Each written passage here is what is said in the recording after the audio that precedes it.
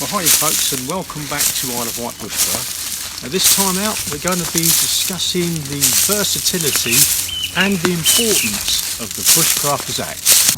So stay tuned.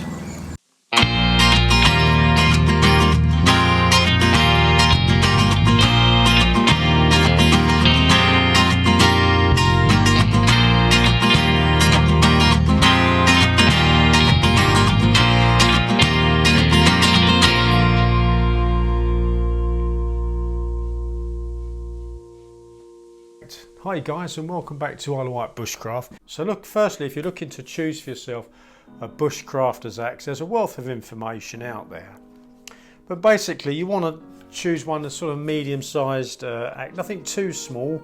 It has been said that the smaller the axe, the more dangerous it is. Probably because you'd probably take a few more liberties with it. But for the Bushcrafter, really you want the head being a couple of pounds, anything from kind of 1.5 to 2.5 pounds, and a 19-inch haft or handle will be a good general purpose, all-round, very useful item of kit to have with you. Now this one I've got here is the Wetterlings Forester's axe. I've had this coming up to a year now, I think, and I'm more than pleased with this. Holtifors, Husqvarna do one, Granforce, Brooks, mainly the Swedish ones. That they all do good axes. They're a high carbon, very tough steel. Are more expensive, but will last a lifetime if looked after. Let's just go over a few of the basic components of the Bushcrafter's axe. Here, this again, with any sharp implement, but particularly the axe, you need protection. This is called the mask, and basically this protects the blade from damage, but also protects you, because this particular axe is razor sharp. An axe really should be as sharp as, if not as almost as sharp as your knife. It must be nice and sharp, and this one is. I've recently done this, so protects the blade because the blade's very brittle and sharp, so it needs protection, but more importantly we need protection from it. If we've got the mask on, then there's no problems. You'll notice also as well that I've got a piece of leather which was made for me by Mark Bailey. I've mentioned that before. Piece of leather on the this end of the haft or the handle. This is called, pure and simply, there's a collar. Again, this protects the hickory handle from damage. Particularly you'll find when you're splitting wood and using the axe as a wedge to part the wood. But often when you take a blow down through it when splitting a log, you can damage your handle, and after a few times you'll find that you'll start getting chunks taken out of your handle and so forth. And we don't really want that to happen. So the leather collar protects the haft of the axe, or the handle of the axe, from damage. Now, this is the head of the axe. But again, this is known as the pole of the axe, this part. And again, you want to, when choosing an axe, you really want a flat pole so that you can use this for hammering. It also comes in handy as well for tenderizing as well, food. We'll come on more to that a bit later, because we can use the axe also for food preparation. You'll notice where the hole here that takes the haft of the handle, it's called the eye of the axe. And the sides, this part here, this area here, are called the cheeks, or the ramp of the axe. So this part of the axe is called the cutting edge. It's called the bit. And then we have the heel of the cutting edge and the toe as well. So that's the actual head. Now on the actual head itself, you can see that, but we want quite a thinnish taper because this helps when it comes to splitting and so forth. So that's what you're looking for as well when acquiring an axe for yourself. Also as well, we're looking for a convex grind, which is good for splitting, felling and cross-cutting, as well as general usage. A nice convex cutting edge there. And the head itself, we're looking for a high carbon steel, drop forged, that's been hardened to 57 Rockwell.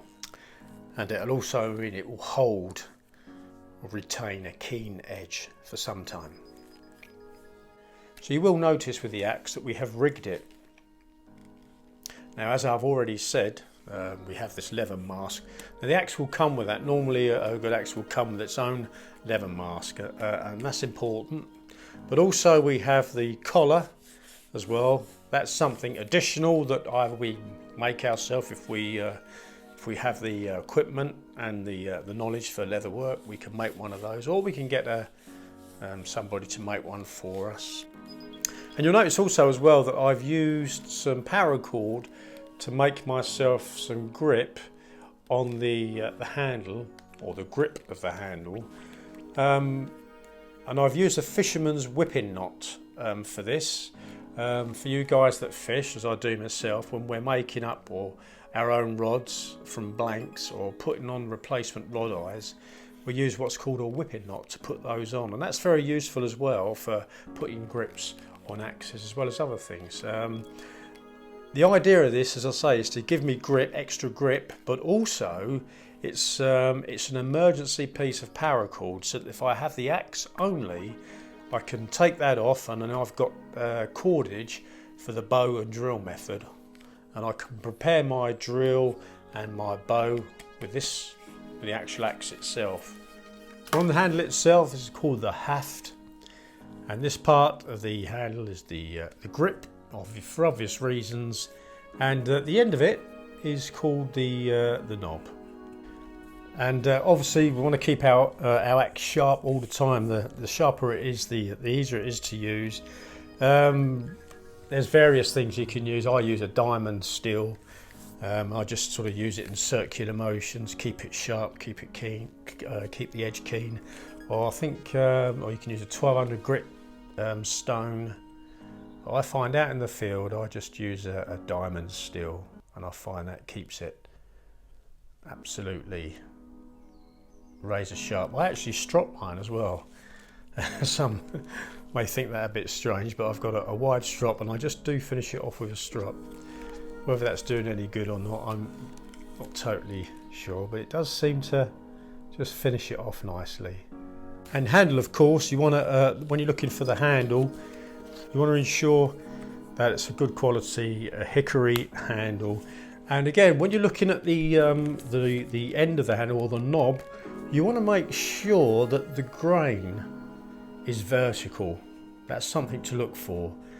A horizontal grain, if it's got a horizontal grain in the handle, it's not going to absorb shock consistently. It won't be long, and you'll start to see you're going to have problems with it. So that's what you're looking for when looking at the handle. You want a nice vertical grain in the end. So a nice good quality hickory with a vertical grain. Now, it's amazing what you can actually do with the axe. I mean, as well as felling, wood splitting, you can, like I said a moment ago, you can use it for food preparation. You can actually use it like an uller. You know, the Inuit cutting knife. You hold it like so forth. You can actually, so for skinning or prepare filleting fish. It's the pole, you can actually even use it for tenderising meat as well. Crushing garlic, chopping veg. It really is a useful, very versatile piece of equipment, the axe. And as I'm finding out myself, underused really. There's our hole in the knob of the axe, and again I've just got some canvas, very strong canvas twine, just put through there, just so that we can hang the axe up and keep it out of harm's way when not in use. So there we are. Pretty basic, but once we've got them rigged up like this, I guarantee you will grow very attached to this item of equipment, because it is very, very useful. As for oiling, I just simply use on mine, because I'm using it for food prep as well, give it a good clean each time I use it, and I just use olive oil, give it a wipe with olive oil because that's food safe. So there we are. So what we do is we take it out into the field now. We're going to go to a forest not too far away and just demonstrate in the field, or in the forest I should say, just some of the things that we can use this for, the Bushcrafter's axe.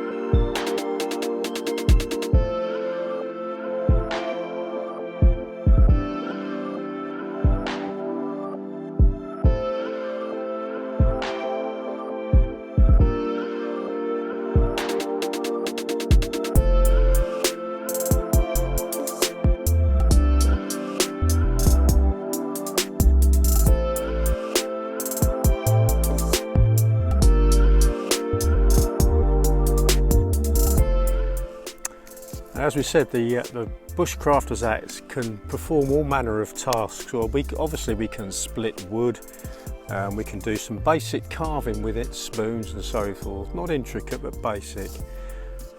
We can actually use it like an uller as well, the Inuit cutting tool. We hold the axe by the pole. We can actually use it in a similar way to an uller for filleting fish, which I'll demonstrate in a moment, skinning and preparing meat, and as well as food preparation, crushing garlic, very important to crush your garlic, onions and vegetables, all sorts of things, as well as the normal stuff. So I've got a couple of these nice black bream that I've caught recently, and just to show you that if we take our axe, we can actually, as I mentioned a moment ago, we can use them like the uller and actually fillet a fish with the edge of our axe blade. Remember that the axe does have to be sharp, properly sharpened.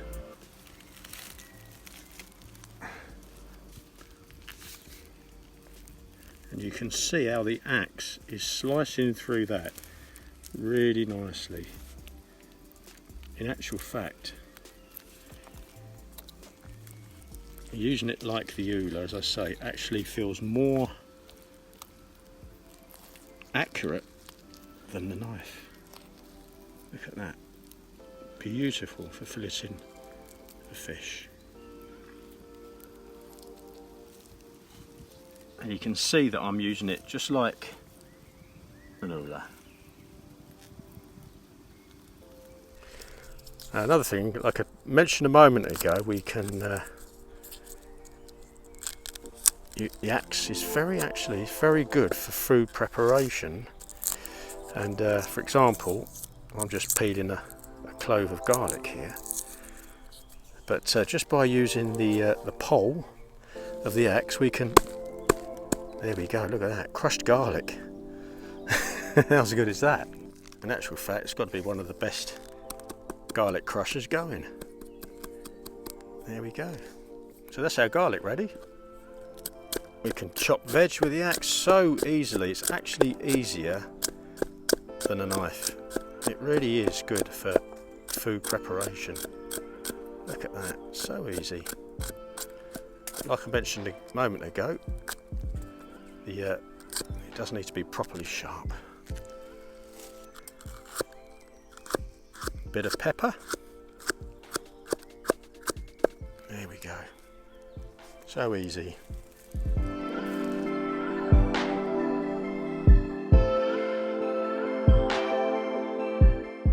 And we can use it also for preparing tinder.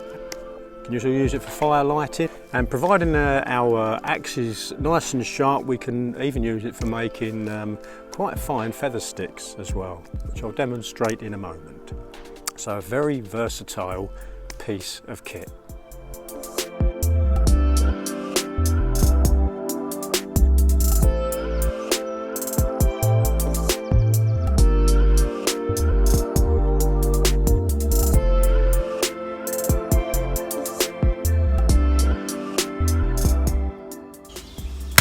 So obviously we can use the axe for splitting wood.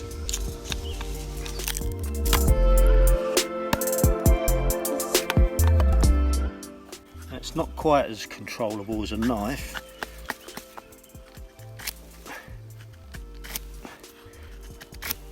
but it is doable. And I find by holding the axe by the cheeks here and the pole, holding it like so forth, and then just pushing it down, you can get your feathers. This is probably not the best bit of wood to be doing it with, but there we go, you get the idea. And once you get going, you kind of get more control. And there we are. So we can use the pole as well to actually run down our ferrocerium rod if we happen to have one, and that will actually generate sparks as well. Not as good as a knife, but it does do the job. Now, remember I said that when I rig the axe, I do put the paracord on the haft of the axe. That gives me more grip, but also we can take this off and use this to make a bow and drill, so we can use that method of fire lighting as well. So that's a handy piece of emergency cordage as well. So that serves two purposes. So we can use the toe of our axe to make our hole there. This is for the bearing block, so we can put the top of the drill in there. So you can see we've taken that emergency piece of cordage from the haft of our axe, or the grip part of the haft of our axe. We've made this this bow. Now we can get to work with the bow and drill, and we have means of lighting fire.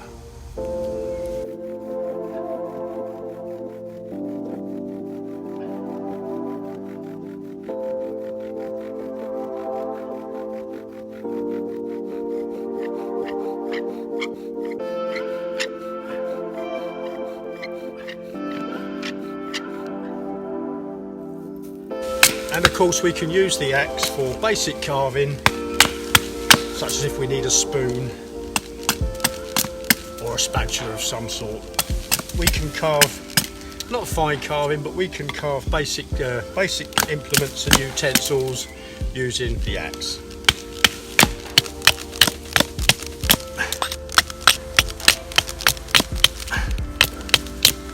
And again, if we hold the forefinger and the middle finger against the cheeks and the ramp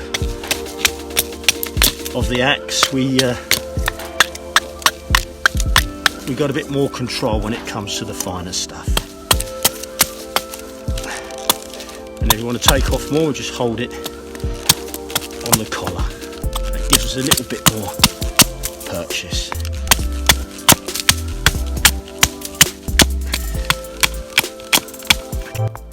Now obviously we've not got, because we're relying solely on the axe, very hard to carve a bowl into our spoon, but if we just run it down one side and then the other, we can put like a shallow groove in, which will serve as a bowl. It's rudimentary, but it does serve the purpose. So once we get to the bottom of the bar, we'll just use the heel of the axe, and then we can just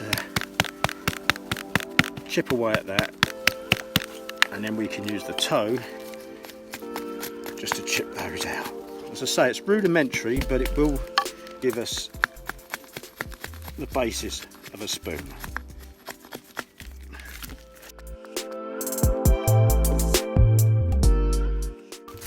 So there we are, rudimentary spoon. Again, if all we've got is the axe, it's not tidy, but it can be done. And of course we can use the axe for splitting wood. Now the technique that I personally prefer for splitting the log is if we take a log and just prop it up on a little piece of wood, so it's at a slight angle off the ground, like so, and then we position it so that the log is level with the back of our heels and legs apart. And we take our axe with 2 hands, and the reason we do this is if we miss the direction of travel of the axe is not going to go into our leg. That wouldn't be a good thing. I was talking to someone recently and they were telling me about arterial spray. Not a pretty sight apparently, not that I've seen it. So if we've got it level with the back of our heels, the log, and then when we do this, use this technique, just commit, because if you miss, you're not going to do any harm. But it's basically line your axe up and then take a positive strike. Well, thanks for joining me, guys. I hope you found that helpful. If not in whole, at least in part. All being well, I'll see you on the next video. As always, take care out there. Bye for now.